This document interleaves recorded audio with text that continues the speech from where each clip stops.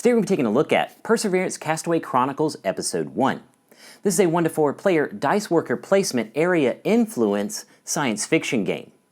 We all traveled on a holiday cruise when a terrible storm ran our boat ashore on an unknown island cut off from the rest of the world. Now we're going to be taking the roles of leaders, contributing to the development of a community, utilizing resources and making settlements, as well as adding to the defenses against dino attacks using traps, walls, and soldiers, trying to become the best leader. How do you become the best leader and win the game? By having the most followers at the end of the third assembly, or second in a 2-player game.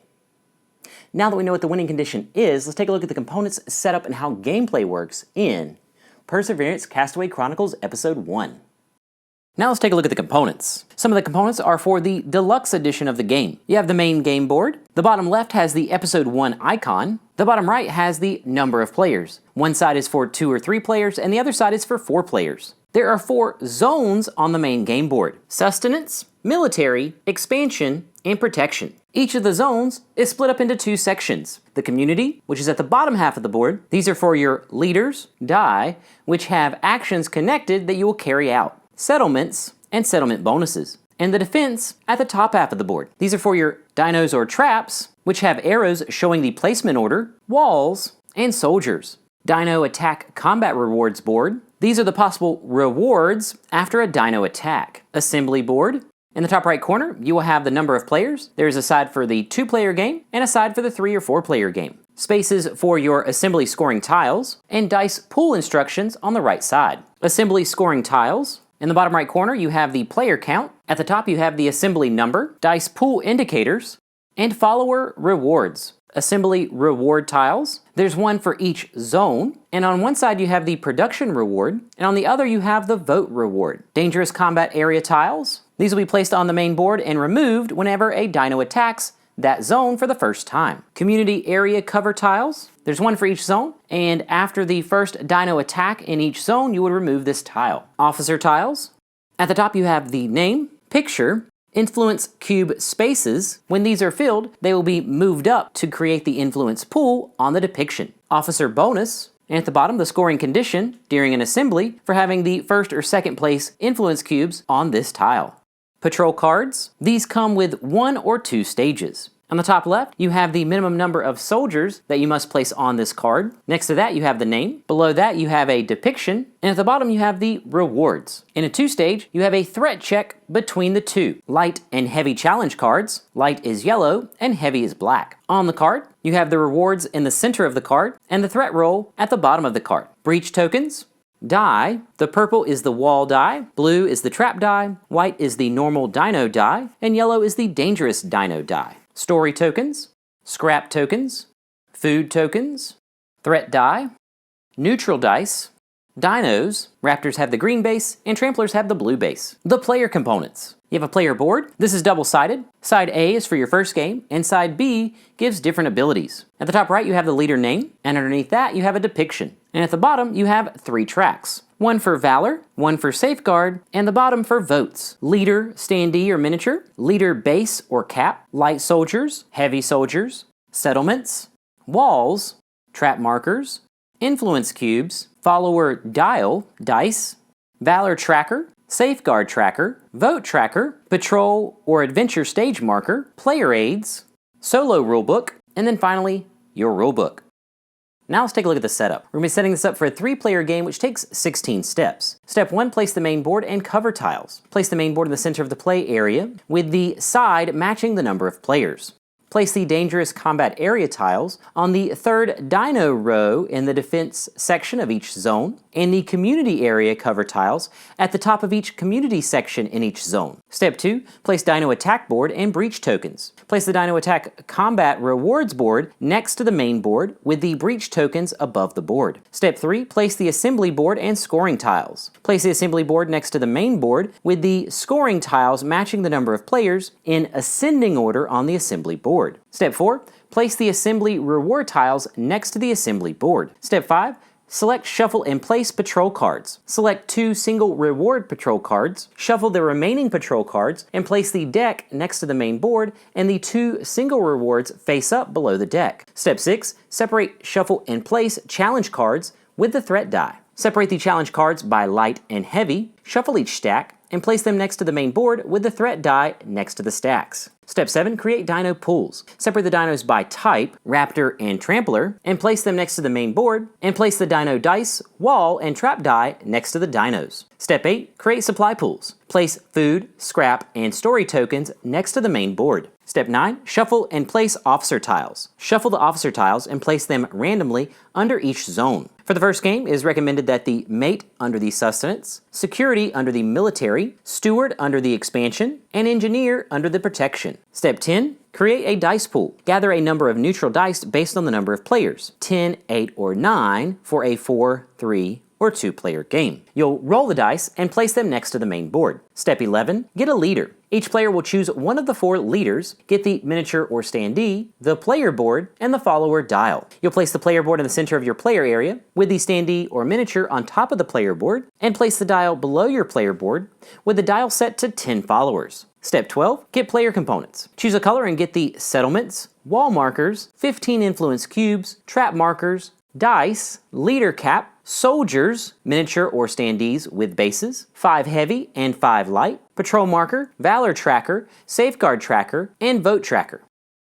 Step 13. Place player components. Place the 12 settlements next to your player board, 7 wall markers next to your settlements, 15 influence cubes below your wall markers, 8 trap markers below your player board, 4 dice next to your trap marker. The final dice you will roll and add to the dice pool. You'll place the 5 heavy and 5 light soldiers above your player board. You will attach the base cap to your leader, place the valor, safeguard, and vote trackers at 0, and you'll place the stage marker to the left of your player board. Step 14. Get starting resources. Players will get 1 food, 1 scrap, 2 stories, and 1 light soldier and place them on their player board. Step 15. Set up Dino Attack Board. You will draw 3 challenge cards and cover the 3 matching numbers on the top right with breach tokens. And Step 16. Set up the main board. You will choose a first player, then in reverse turn order, players will place 1 settlement on the bottom space, if it is open, of a zone. Then place an influence cube on the leftmost space on the corresponding officer.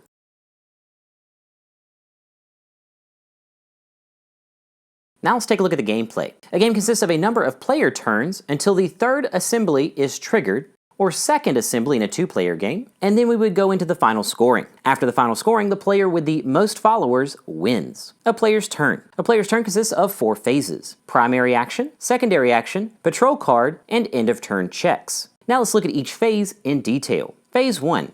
The primary action. This is an action taken in the community area and carried out in 3 steps. Step 1. Place a die. You will choose an effect in a zone in one of the community areas. Then you'll take a die from the dice pool and place it on any die spot of that effect. If the die belonged to another player, you would lose 2 followers. You must place the die on a matching space within the effect before you use the blanks. You can spend 1 story to change its face. You have to be able to resolve the effect. For the die, you have the following faces. You have 2 backpacks or adventurers, 2 hammers or innovations, a book or facilitator, and a megaphone or organizer. Step 2. Place dinosaurs. Resolve the dino effects top to bottom next to that space, placing the dinos in the defense area starting in the top left. If a die is pictured, you would roll and resolve that die top to bottom. If this zone is dangerous, you would roll the yellow die. A zone is considered dangerous when the dangerous combat area tile has been removed. Keep in mind that you can place dinos on traps. Step 3. Resolve the community effect. You would carry out the effects below the die space or spaces. Now let's look at the type of effects or actions. The sustenance zone. This zone promotes the welfare of people. You have the ration action. This allows you to gain 2 food. You have the patrol action. You would take a patrol card and assign soldiers to that card, and then you would mark stage 1 with your patrol marker. And the pub. You would gain 1 story, and 1 story per your die that is located on the board or in the dice pool. The military zone. This is for training soldiers. The training action. You would pick 3 of the following. Gain 1 light soldier, spend 1 food for light soldier, spend 1 scrap for a heavy soldier, spend 1 story to convert up to 2 light soldiers to heavy soldiers, spend 1 story to place up to 2 soldiers from your player board to a defense area, or gain 1 story. The expansion zone. This promotes city and society foundation. The politics action. You would either pay a food to replace a neutral die in the dice pool to one of your color and set it to the same face, and then get 1 follower per die of your color in play. Or you can pay a food and story to replace a neutral die on the board with a die of your color and get 2 followers. Keep in mind, when you replace neutral dice, they go back to the box. Supply action. Get 1 scrap and 1 food. The settle action. Pick one of the following.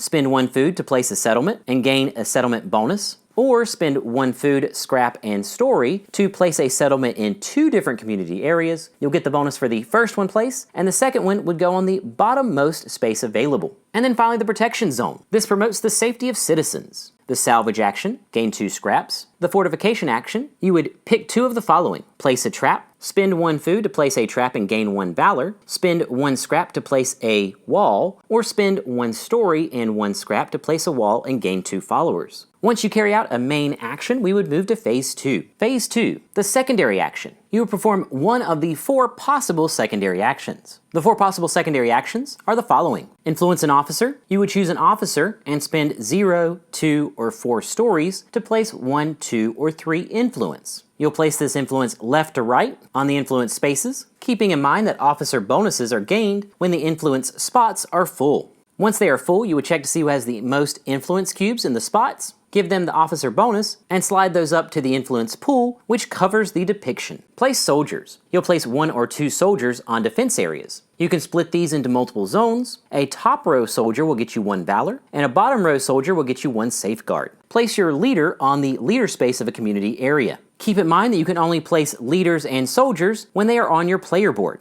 You can retrieve a leader from a community area after an assembly. And the 4th possible secondary action is to place your leader in a defense area. You can only place a leader in a defense area if they are on your player board, and you would get the bonuses like soldiers, and you can retrieve them after a dino attack.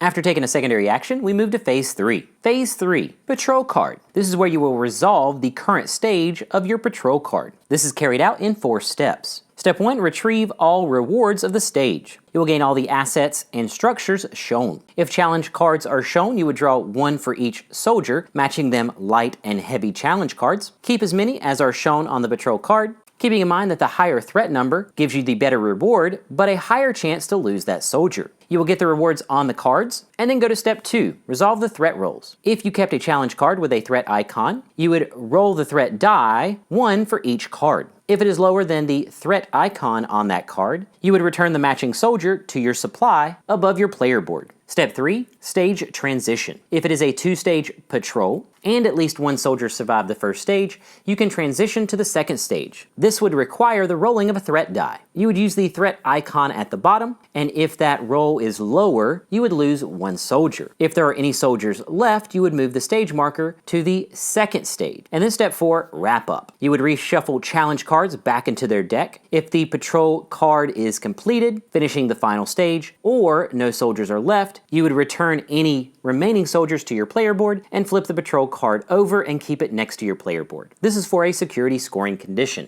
Once you resolve your patrol card, we move to Phase 4. Phase 4, end of turn checks. You would check for a dino attack or an assembly if there are no dice in the dice pool. If neither of these occur, you would go to the next player's turn.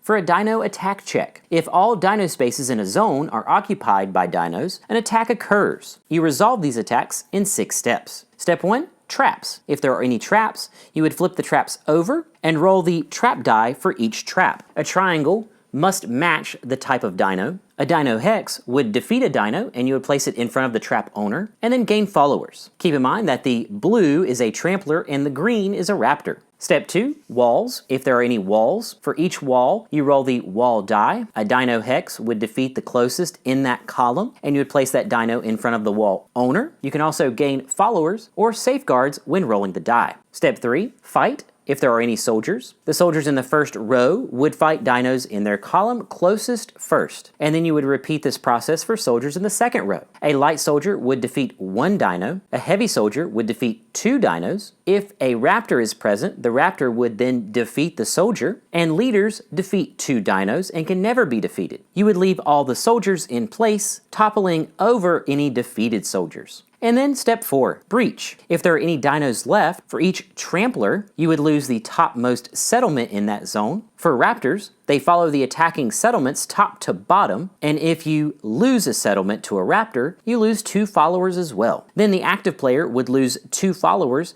for each breaching dino, and then you would return the breaching dinos to the supply. Step 5, combat rewards. Players defending get rewards based on their contribution. You would sum the number of defense pieces in the area for each player, and then players would pick combat rewards simultaneously on the Dino Attack combat reward board. Keep in mind that the first most can repeat a pick, and if any dino breached, then the breach token options cannot be chosen. And then step 6, retrieve. You would return the toppled soldiers to your supply, return surviving soldiers and leaders to your player board, and return defeated dinos back to the supply. And remove the face-up traps to the engineer officer tile. If it is the first attack in a zone, you would remove the dangerous combat area tile and the community cover tile. And then finally, you would leave walls in place. If there are no dice left in the dice pool, an assembly is triggered. An assembly is carried out in 5 steps. Step 1, check majority and distribute assembly reward tiles. Going zone by zone, left to right, the player with the most presents, or their player color pieces, get the reward. If tied, the players would get votes equal to half the zone population, or 2 plus the number of settlements. If more than 2 tie, nothing is rewarded. If a player gets the reward, they would get the reward tile and place it in front of them. Step 2, choose rewards. For each assembly tile, you would choose to produce or get votes. Players would choose simultaneously and secretly. One side of the reward tile has the production, and the other side has the votes. Then you would reveal your choices simultaneously. When choosing the production side, you would get 2 times the production. When choosing the voting side, you would get votes equal to the population. The second place presence in each zone would get half of the reward that was not chosen. A second place tie gets nothing. Step 3, assembly scoring. Based on votes, score a number of followers based on which assembly and your place. Tied players would get their placement reward. So 2 players tied for first would get the first place reward. Step 4, officer scoring. For players with the most influence on each officer tile, you'll get the reward at the bottom. If you are tied, you still get the full reward. And second most would get the reward with half the number of followers. And then finally, step 5, wrap up. You would remove the leftmost assembly scoring tile, retrieve leaders from community areas, collect and roll all dice from the main board. For a 2 or 4 player game, you will follow the special rules for dice on the assembly scoring tile, discard and draw 2 new patrol cards, and reset your vote track back to 0. Then it would become the next player's turn. Then player turns would continue until the end of the 3rd assembly or 2nd assembly in a 2-player game, and then we would go to the final scoring. The final scoring takes 3 steps. Step 1, walls and traps. You would total all walls and traps and score a number of followers based on the most combined. Ties are friendly, so ties get the reward. Step 2, soldiers and leaders. You would add all soldiers and leaders in defense areas and score the same as walls and traps. And then step 3, leftover assets. You will get 1 follower for each food, scrap, story, 2 light soldiers, 1 heavy soldier, and pairs of safeguard and valor. These can be on your board, the defense area, or a patrol card. After players have added their final scoring to their follower total, the player with the most followers is the best leader and wins Perseverance Castaway Chronicles Episode 1.